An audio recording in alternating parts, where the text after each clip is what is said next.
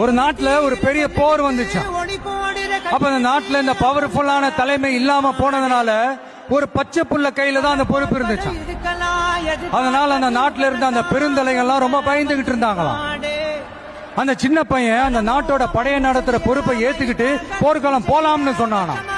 அப்ப அந்த பெருந்தலைகள்லாம், எப்பா நீயே சின்ன பையன், இது பெரிய போர்க்களம்பா, அங்க பவர்ஃபுல்லான நிறைய எதிரிகள்லாம் இருப்பாங்கப்பா, களத்துல அவங்களை சந்திக்கிறதெல்லாம் சாதாரணமான விஷயம் இல்லப்பா, சொன்னா கேளுப்பா, இது விளையாட்டு இல்ல, நீ பாட்டுக்கு குடுகுடுன்னு ஓடி விளையாடிட்டு திரும்ப குடுகுடுன்னு வீட்டுக்கு ஓடி வர்றதுக்கு, போர்னா படையை நடத்தணும், அதை விட முக்கியம் அத்தனை எதிரிகளையும் சமாளிச்சு போர்ல தாக்கு பிடிக்கணும், அதுக்கு மேல முக்கியம் அந்த போர்ல ஜெயிக்கணும், உனக்கு யாரோ கூட்டோ துணையோ இல்லாம நீ எப்படிப்பா அந்த போரை நடத்துவ, எப்படி ஜெயிப்ப அப்படின்னு எல்லா பெருந்தலைகளையும் கேட்டப்போ